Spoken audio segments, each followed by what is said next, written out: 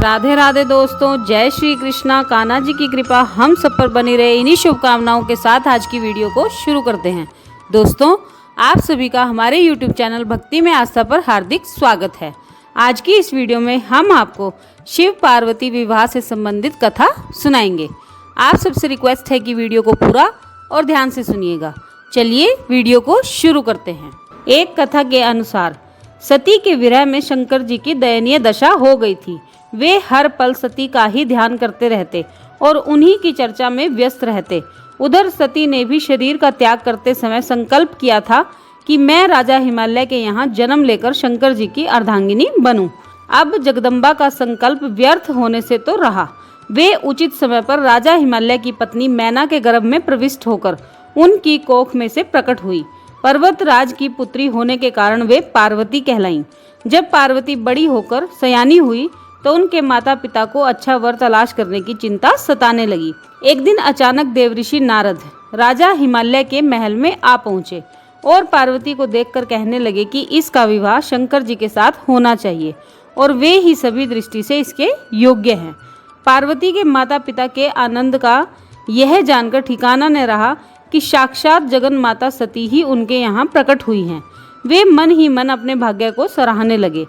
एक दिन अचानक भगवान शंकर सती के विरह में घूमते घूमते उसी प्रदेश में जा पहुँचे और पास ही के स्थान गंगावतरण में तपस्या करने लग गए। जब हिमालय को इसकी जानकारी मिली तो वे पार्वती को लेकर शिवजी के पास गए। वहाँ राजा ने शिवजी से विनम्रता पूर्वक अपनी पुत्री को सेवा में ग्रहण करने की प्रार्थना की।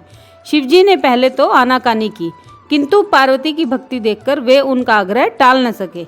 शिवजी से अनुमति मिलने के बाद तो पार्वती प्रतिदिन अपनी सखियों को साथ ले उनकी सेवा करने लगी। पार्वती हमेशा इस बात का सदा ध्यान रखती थी कि शिवजी को किसी भी प्रकार का कष्ट ना हो।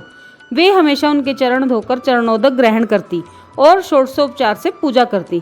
इसी तरह पार्वती को भगवान शंकर की सेवा करते करते दीर्घ समय व्यतीत हो गया। किंतु पार्वती जैसी सुंदर बाला से इस प्रकार एकांत में सेवा लेते रहने पर भी शंकर जी के मन में कभी विकार उत्पन्न नहीं हुआ।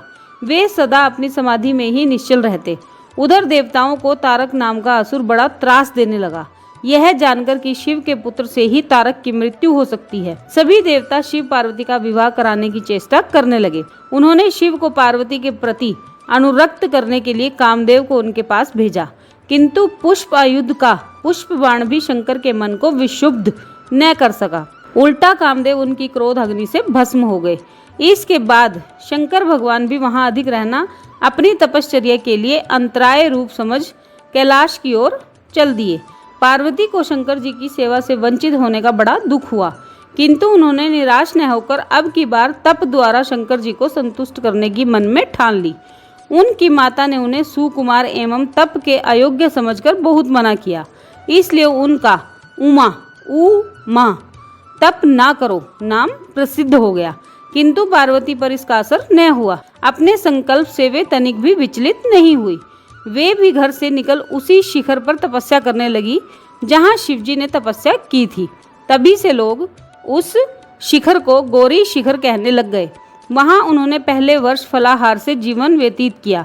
दूसरे वर्ष वे वृक्षों के पत्ते खाकर रहने लगी और फिर तो उन्होंने वृक्षों के पत्तों का भी त्याग कर दिया और इसलिए वे अपर्णा कहलाई। इस प्रकार पार्वती जी ने 3000 वर्षों तक तपस्या की। उनकी कठोर तपस्या को देखकर ऋषि मुनि भी दंग रह गए। अंत में भगवान आशुतोष का आसन हिल गया। उन्होंने पहले तो पार्वती जी की परीक्षा के लिए सप्त ऋषियों को भेजा और फिर उसके बाद वटु वेश धारण कर पार्वती की परीक्षा करने के लिए निमित स्थान पर प्रस्थान किया। जब इन्होंने सब प्रकार से जांच परख कर देख लिया कि पार्वती की उनमें अविचल निष्ठा है, तब तो वे अपने को अधिक देर तक छिपा न सके।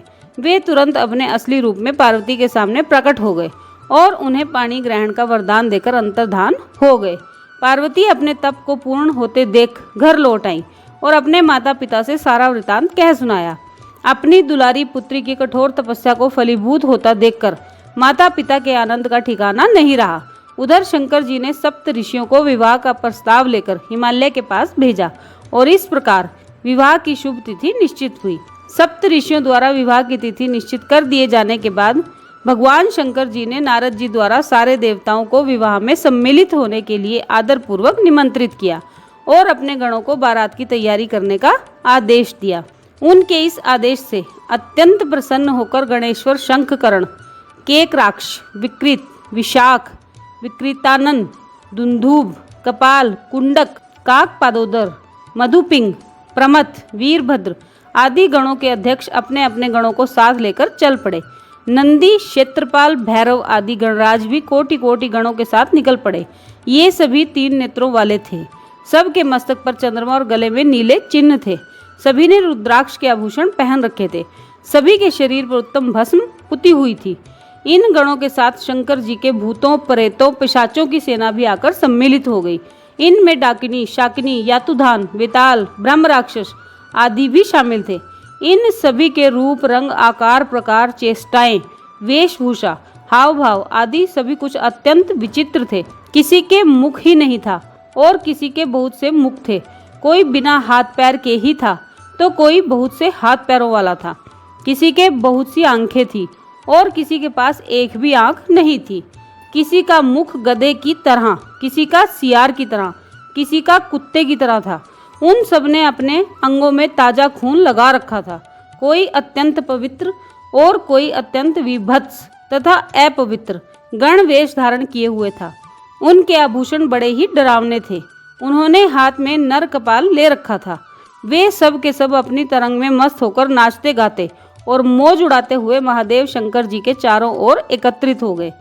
चंडी देवी बड़ी प्रसन्नता के साथ उत्सव मनाती हुई भगवान रुद्रदेव की बहन बनकर वहां आ पहुंची।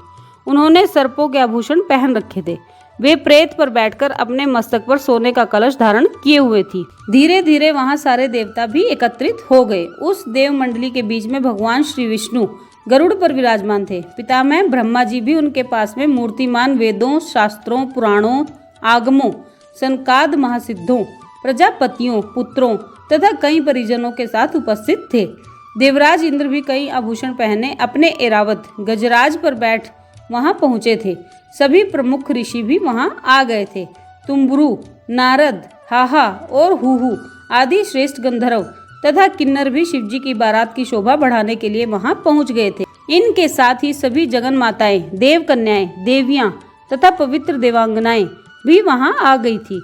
इन सभी के वहां मिलने के बाद भगवान शंकर जी अपने स्फुटिक जैसे उज्जवल सुंदर वृषभ पर सवार हुए।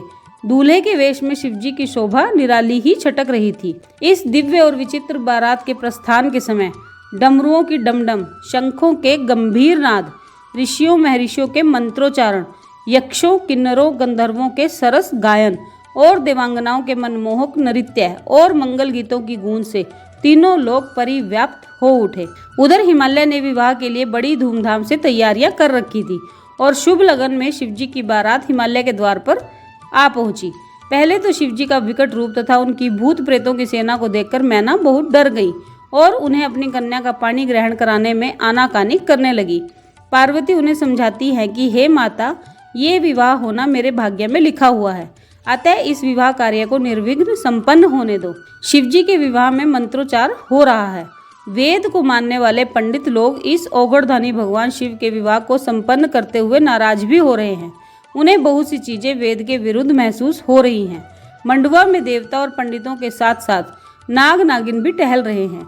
एक नाउन मंडवा में आकर भेंट देने के लिए बहुत झगड़ा करती है, तो भगवान शिव एक नागिन उठाकर उसे विदाई में भेंट दे देते हैं। वो डर के मारे अपनी जान बचाते हुए वहां से भाग खड़ी होती है। पार्वती जी की माता जी ने जब शंकर जी का करोड़ों कामदेवों को लज्जाने वाला 16 वर्ष की अवस्था का परम लावण्य रूप देखा तो वे देह गेह की सुधि भूल गई और शंकर पर अपनी कन्या के साथ ही साथ अपनी आत्मा को भी न्यौछावर कर दिया। शिव पार्वती का विवाह आनंद पूर्वक संपन्न हुआ। हिमाचल ने कन्या दान किया। विष्णु भगवान तथा अन्यान्य देव और देव रमणियों ने नाना प्रकार के उपहार भेंट किए। ब्रह्मा जी ने वेदोक्त रीति से विवाह करवाया। सब लोग अमित उत्साह से भरे अपने अपने स्थानों को लौट गए। शिव विवाह कथा संपूर्ण। तो दोस्तों, ये थी शिव पार्वती विवाह की कथा जो हमने आपको सुनाई। आप सबने वीडियो को ध्यान से सुना, इसके लिए आपका धन्यवाद। सावन का महीना आने वाला है। इस पवित्र महीने में जो भी शिव पार्वती की कथा को श्रवण करेगा उसके ऊपर भगवान भोलेनाथ और माता पार्वती की असीम कृपा बरसती है। आज की वीडियो में बस इतना ही। कल फिर मिलते हैं एक और नई वीडियो के साथ। तब तक स्वस्थ रहिए, मस्त रहिए, अपना और अपनों का ख्याल रखते रहिए। राधे राधे दोस्तों, जय श्री कृष्णा, जय माता दी।